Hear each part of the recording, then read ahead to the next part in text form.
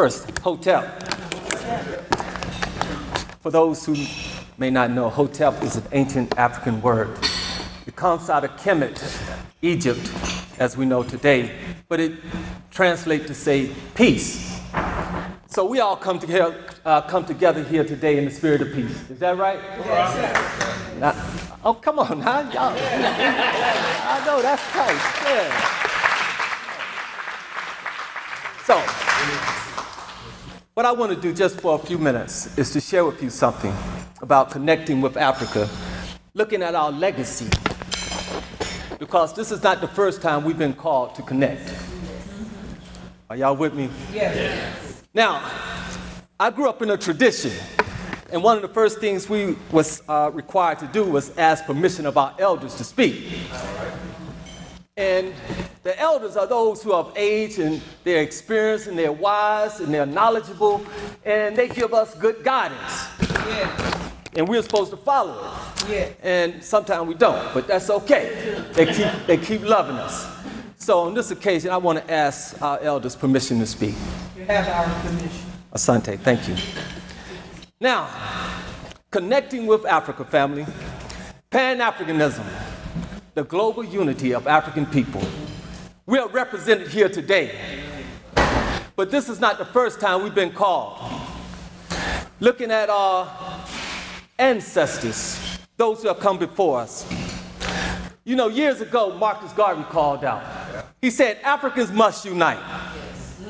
Excuse me, Kwame Nkrumah said that. Marcus Garvey said, but up, you mighty race, you can accomplish what you will.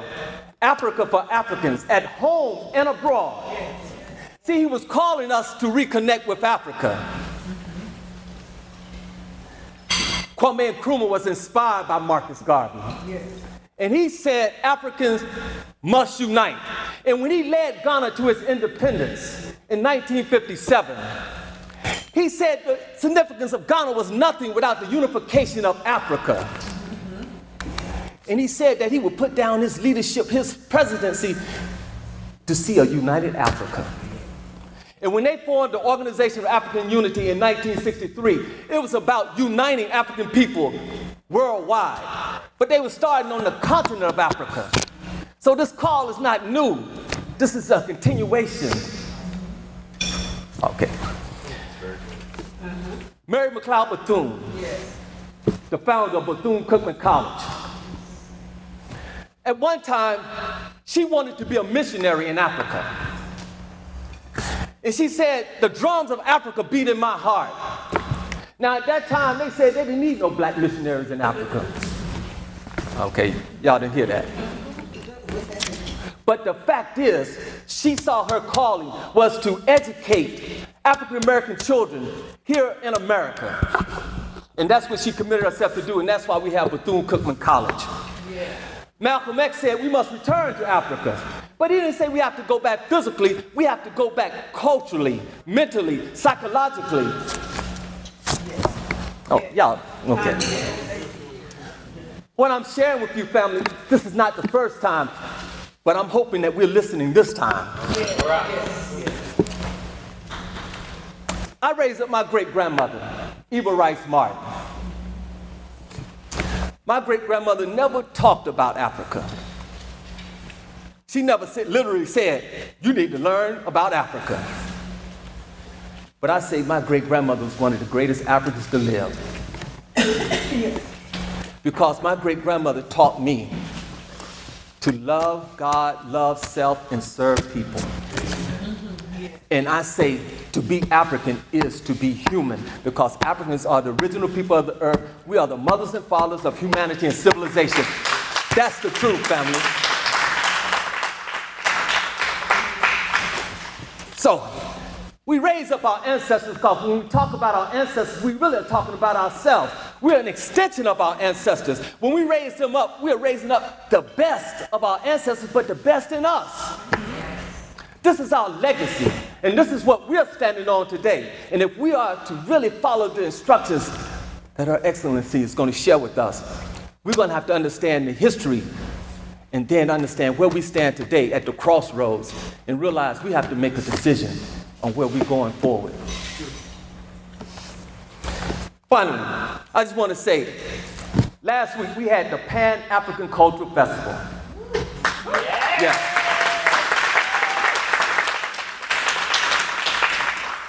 And it was the 4th Pan-African Cultural Festival.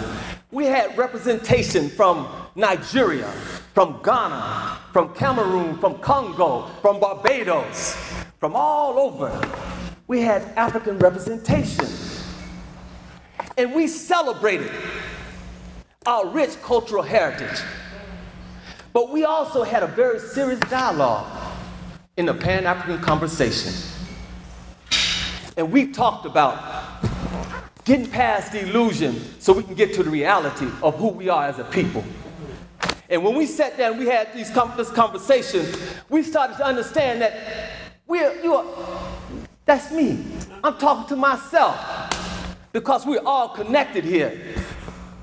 And when we had that conversation, it started to open up a pathway for us to learn to respect each other, to love each other, hopefully, and ultimately to work together to build a greater future. Family, today is just another step towards that greater future for us. We must unite. We must come together. We must reconnect with Africa. And we must build greatness because we come from greatness. Good afternoon, everyone. What a wonderful day. We are very honored to welcome Her Excellency Dr. Arikana Chihombori-Quao, African Union Ambassador to the United States. It is truly an honor to have you in our city. Thank you, Yadi leaders, Matt Marketing, ACU Public Relations for the support for this historic visit from the Ambassador. And thank you, Your Excellency, for visiting our city to promote good relations between the United States and the African Union. We look forward to hearing about the African Diaspora Investment Fund, the Wakanda One Project, and other initiatives spearheaded by the African Union for the betterment of the whole continent. Your lifelong commitment to improving healthcare systems and promoting women's rights around the globe is nothing short of inspiring. This event is a great opportunity for us to express what our San Antonio values are, and their international values, their global values, and their values of compassion and understanding. It's also a great opportunity to inform and activate our own African diaspora at the local level to exchange global development. And Tommy spoke quite a bit about the great exchange and the DNA of San Antonio, which is quite continental. We pride ourselves in being a diverse city, a welcoming city, focused on resilience, on compassion, on equity. We're fortunate to have large communities in our city that hail from Eritrea, Ethiopia, Nigeria, Ghana, Morocco, Somalia, and so many other countries. Our city is home to many African transplants that are the leaders of our economy and our small business community, medical, legal, tech fields, as well as prominent African American business leaders. Moreover, several of our own city staff executives who work to make our city a better place to live, work, and play also hail from those countries that I just mentioned. And of course, they're active contributors in our city's progress as we plan for the great future that is here in San Antonio. San Antonio's own sister city relationship with the great city of Windhoek, Namibia, which came into being in 2016, is greatly cherished in our community. And I know many of you have leaned into ensuring that that is not just a symbolic partnership, but one that bears fruit for many generations. From water exchanges to educational collaborations and rich cultural activations, we've enjoyed good exchanges over the last 3 years. And I would say that one of our very own, Shokare Nakpodia, is the leader of an organization called Dream Week, which is inspiring cultural conversations that we hope can be modeled around the world. In order to face global challenges, it's important that we also frame conversations at the local level and continue the dialogue with our neighbors. We're always stronger when we work together across borders and oceans to solve our most pressing challenges, and perhaps there's no better way to discover the conflicted history of changing borders than Texas in the United States. Thank you again, Your Excellency, for sharing your mandate with us, for being a staunch supporter of the important cultural and economic relationships between Africa and the United States. We look forward to your participation today, and we hope you enjoy the rest of your stay in San Antonio. This is truly one of the most important visits that we've had in a very, very long time in the city of San Antonio, and we're glad that we can celebrate with you. Thank you very much, Your Excellency, and thank you all. Seem to come together for the purposes of our own sheer survival. How did we get here? I found myself going to the legacy of slavery, the legacy of colonization. And when I started digging even further and asking myself the obvious questions that are right in our fingertips, that are somehow not being discussed.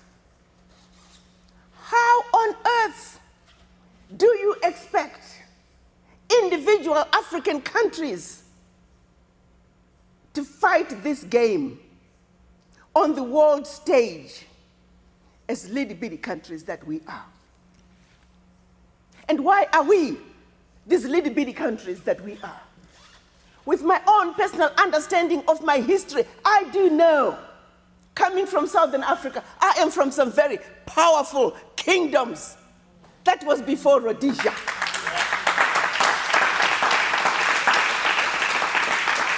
That was before South Africa. We were powerful kingdoms. That's who they knew us to be. When did we become these little-bitty countries? Thanks to the Berlin Conference. You see, the colonizers had been coming to Africa for over 700 years, starting with 300 years of the Portuguese, followed by 400 years of the other colonizers. They were coming into Africa in a very haphazard way. We heard about this amazing continent with everything that we need, and everybody is packing their bags and running to Africa. So you see Mr. Frenchman over here. He stole from the Africans. Then here comes Mr. British over here. He now starts stealing from the Frenchmen what the French have stolen from the Africans. And before you know it, here's Belgium, now stealing from the British what they had stolen from the French have stolen. Before you know it, they're fighting each other. Fighting over how to distribute the loot from the Africans. So pretty soon they were getting ready to have a European war on the African soil. The then Chancellor of Germany, Bismarck, realizing they're getting ready to have a European war on the African soil, called his sidekick, who by then was having havoc in the Congo, King Leopold. He said, let's bring all colonizers together. Let's meet in Berlin, Germany. Let's organize ourselves so we can effectively loot from these monkeys. So it was in 1884, from November to 1885 in February, they met in Berlin, the colonizers, not to see to it that Africa prospered. They met in Berlin to organize themselves so they could effectively loot from the Africans. They also met for another reason. They also met to organize themselves so they can make sure that Africa and her children are forever defeated and dominated. Yes. I repeat, 135 years ago, they met to organize themselves to see to it that Africa and her children on the continent and abroad are forever defeated and dominated. 135 years later, 2019, nothing has changed. Berlin Conference gave us countries like Gambia, Djibouti, Burundi, Central African Republic, Togo, Lesotho, Eswatini. The list goes on. As a matter of fact, all African countries. And they did one more thing. They took all these little bitty countries. They had this great big old map of Africa across from them, strategizing. The more powerful the kingdoms were, the more they got along together, the more countries that came out of there, and the more languages that came out of there. Picture yourself driving from Zambia. You're speaking English. And pretty soon you are in Angola. You're speaking Portuguese. And pretty soon you are in DRC. You're speaking French. Pretty soon you are in Equatorial Guinea. You're speaking Spanish. Pretty soon you are in Cameroon. You're back English. Northern Cameroon, French, pretty soon you are in Nigeria. English, who does that? This was all by design to cause maximum destruction of a people. Give it a generation, the people who used to be one will not even know that they were related. History tells us that a husband and wife went to bed in Zambia. When they woke up, the wife was in Zambia and the husband was in Malawi. That's how arbitrary the divisions were. The divisions were done in Berlin, while the Africans were on the continent minding their own business. All to see to it that Africa and her children are forever defeated and dominated. These little bitty countries were given the same sovereignty. Hear me out now. These little bitty countries, Central Africa Republic, has the same sovereignty as China. Gabon, 1.5 million people, has the same sovereignty as China, as India, as the European Union. Even the Europeans realize, as France, as Britain, as Germany, they are not powerful enough. So they came together and became the European Union. But the little bitty African countries, you stay. And I often say, if this world was to be a boxing game, even in boxing, the boxers understand that heavyweights belong to the heavyweights, the middleweights with the middleweights, the lightweights with the lightweights, and the wannabes like my sons here, they need to belong over there, out there, yonder. You don't take a wannabe boxer and throw them in with a heavyweight boxer. It's like taking my poor husband and throwing him in with Muhammad Ali. You don't do that. It's just not done. But that's exactly what they're doing to Africa. How do you take Gabon with 1.5 million people, my fellow brothers and sisters, and throw Gabon, 1.5 million, into the same boxing ring with China, 1.3 billion? And you call that parity? And when Gabon gets his rear end kicked, and the world is like, what's wrong with you, Gabon? How did you allow China to beat you up? And nobody even goes past that. Gets even better. So it wasn't bad enough that we chopped up Africa into the tiny little countries that can never make it on their own. And should they even try to make it like Africans always do, we are easy to destabilize. We're small economies. It doesn't take much to knock us down. Well, when they were quote unquote, and I'm going to do this in quotation mark, leaving Africa between 1958 and 1961, France did something absolutely horrible. France made the Francophone African countries, and I don't even want to use that terminology, but I only use it for the purposes of conversation. The 14 countries which were formally, but still colonized by the French, they were forced to sign a document that they called the Pact for the Continuation of Colonization. You heard me. The Pact for the Continuation of Colonization. If you want your independence, you must sign this. Guinea, Secretary said absolutely not. Mali said absolutely not. France, pack your bags and go on back home. France could not believe it. Could not understand that an African country, these monkeys, do not want to be affiliated to France. They said, we will show you. So history tells us France went into those two countries, took everything that they thought they had brought to those two countries, including the last teaspoon and chair, proceeded to pour concrete into the sewage pipes, completely devastating the two economies. The then newly appointed president of Ghana, Kwame Nkrumah, in his efforts to rescue these two economies, created the first ever union of any African states, Ghana, Guinea, and Mali. But what that did was it made the other African countries realize that if they go against France, this was the fate that was waiting them. So what do? Wait the paper. And they signed. What did the pact say? One, The pact said, you monkeys, you don't know how to manage your money. So you shall deposit 85% of your bank reserves with the French Central Bank under the control of the French Minister of Finance. And that France is going to take your deposits from the individual countries, pool them together, invest them in the French stock market under the French name.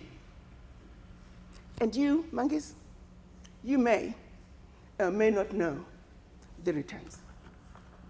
Latest figures are showing this is still going on since 1958.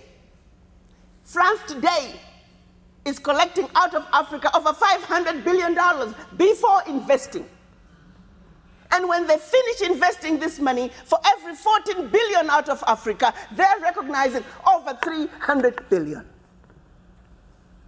Now do the math. So when it's actually said and done, France is taking out of Africa trillions of dollars every year, and we, the poor Africans, are gladly giving it to France. And the same France has the audacity to look at us and call us poor people. 1958. They went further with the pact. You see, we will also print your own money. We will print your money for you. They instituted what they were calling the CFA, special currency for the African countries, and that only France can print that money for you. They went on to say all the contracts, large contracts, public and private, French companies have the first right of refusal. All your minerals discovered, yet to be discovered, France has the first right of refusal. Now, my brothers and sisters, if one of you was to wake up one morning and you're president of one of those countries, and your chief of staff walks in first day and starts reading you out the do's and don'ts as stipulated by the Pact for the Continuation of Colonization, what power do you have? None. And the same countries that are stealing from Africa, they have the audacity to look at Africa and say, Africans, what's wrong with you? Why can't you all take care of yourselves?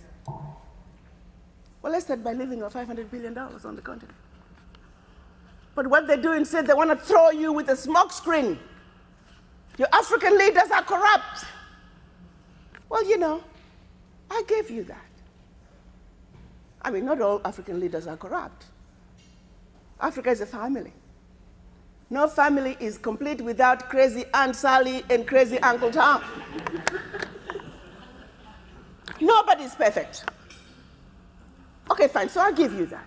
Their own figures are saying 50 billion is getting out of Africa from corruption. Fine, I'll give you that. But you do not want me to engage in a conversation that's solely limited to the $50 billion out of Africa through corruption. First, you don't tell me where it's going. You simply tell me it's getting out of Africa. But secondly, there's a bigger thief. You got two thieves, one with a briefcase with 50 billion and the other thief with a briefcase with 500 billion. I am a smart woman. You want me to ignore the one with 500 billion and put all my energies on a suitcase with 50? And by the time the one with 500 billion is done investing, we are talking trillions. Now, do you see how quickly the funds out of Africa from corruption become the larger chunk under the table? And they want you to stay under the table. So you never have to talk about what is on the table. We must wake up, Africans. We must think about our situations. How did we get here? Are we willing to let France continue to loot from us for how long? Are we willing to continue, the colonizers, to continue to colonize us? Because the truth of the matter is, all of them have never left Africa. They are still very active in Africa. But they throw you stupid little issues. And because of our colonized minds, because of our minds suffering from slavery, we just follow. We refuse to think. And I'm going to take it home a little bit here.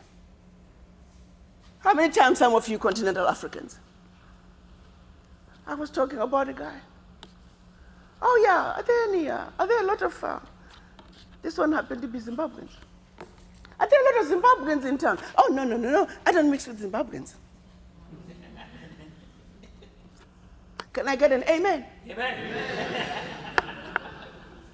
How many times have you gone to Africa, you as a continental African, you sit in a restaurant to order something, and our Caucasian brothers and sisters happen to walk in. You see how quickly our own brothers and sisters abandon us to run to wait on our Caucasian brothers and sisters.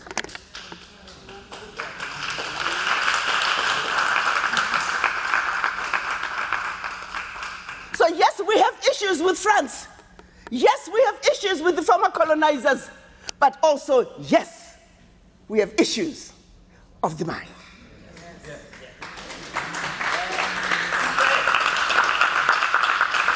And here is where the real battle must be fought. And until we wake up and have a serious conversation with the image in the mirror, nothing, zero, zouch, is going to change in Africa. And nothing is going to change our circumstances. So we must wake up and be very realistic about who we are and have a serious conversation with the image in the mirror. And ask yourself some very hard questions. Am I colonized?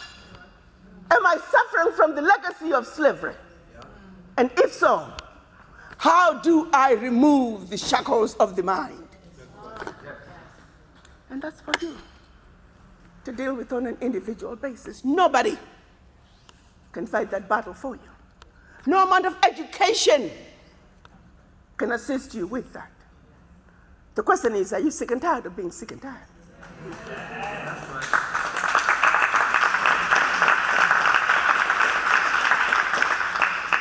1963, our Pan-African leaders come together to undo the boundaries imposed upon us by the Berlin Conference. Sadly, when they went to Addis Ababa, Ethiopia, they were divided. We had the Casablanca group, who were the Pan-Africanists and said, Africa for the Africans, African Union now. That was Ghana, Guinea, Mali, Egypt, Morocco, Algeria, and Tunisia. The rest of the 25 other countries, they were the nationalists. They said, let's go slow. So they won. We often say in 1963, when the Casablanca group lost, Africa lost. 55 years later, we are still going slow. But all is not lost, my brothers and sisters. Last year, March in Kigali, finally, the African heads of states come together and say, enough is enough. This insanity cannot and must not continue. So they signed and agreed on what we are now calling the African Continental Free Trade Area. 52 African countries, 52 African heads of states signed on this. And after the leaders agreed on that, they then have to go back to their countries and put this decision through their parliament. We call that ratification. Out of the 52, they only needed 22 countries to ratify. But I have to tell you, the world never thought it was going to happen. There were some, they told me personally, Ambassador, this CFTA, it's going to be a piece of paper in a drawer. Ratifications, they take years, this is never going to happen. Well, there's a will, there's a way. March 2018, the heads of states agreed on the decision of the African Continental Free Trade Area. March 2019, exactly 12 months later, the 22nd ratification was deposited to the African Union. Hallelujah.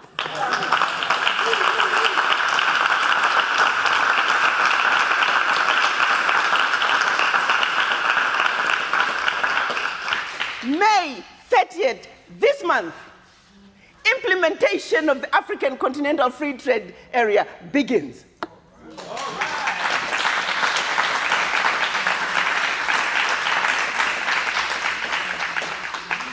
last year. Last year was an amazing year. And we must give credit where credit is due. The heads of states came together again, 2018. For the African Continental Free Trade Area to succeed, the children of Africa must be free to move and live and work where they choose on the continent. They signed what they call the Protocols for the Free Movement of People.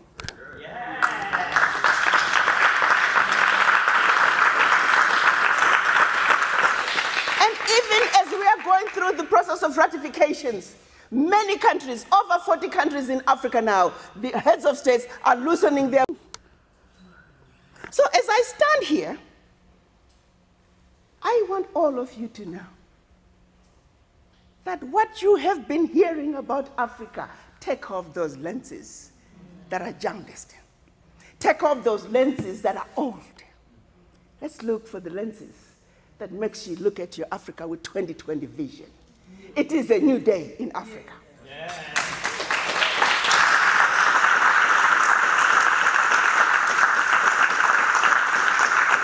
And I am not mincing my words. The reality is, the rest of the world could disappear.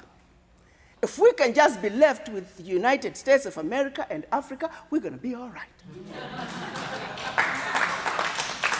Because everything the United States needs can be found in Africa, and everything Africa needs can be found in the United States. So I am a woman on a mission. United States, whether the United States likes it or not, United States shall be the best friend Africa has.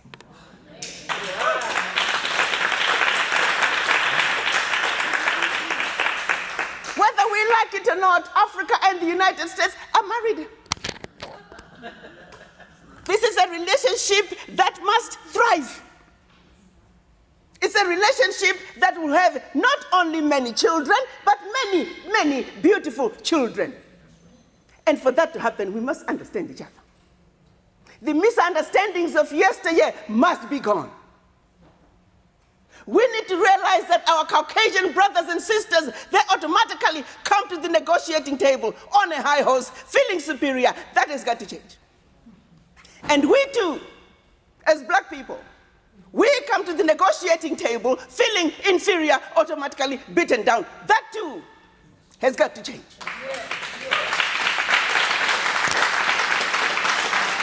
We are running parallel to each other. If we are going to be married, there is no conversation running parallel. My Caucasian brothers and sisters, please get off your high horse, come down. And we need to realize we're just as good as anybody else. Let's rise up. And somewhere in the middle is the way we meet. And it is in the middle that we are going to have serious, meaningful conversation that's going to make this marriage be what this marriage is supposed to be. I'm on a mission. And I have no doubt in my mind that together, looking at our Africa with clear vision, understanding the purpose, realizing that we have vacated a very important place that belongs to Africa, and agreeing that we must take Africa to that place and let Africa occupy her place. It is then, and only then, can we demand our respect as black people. No one is going to give us our respect. Got to take it.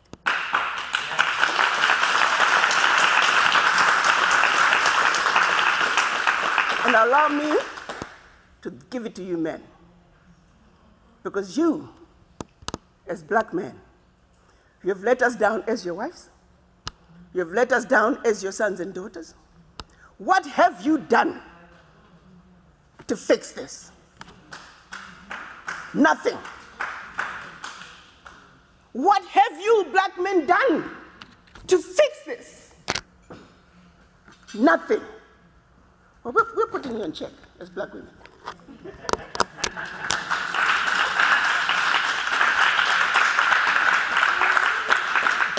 You fix this or we're taking over.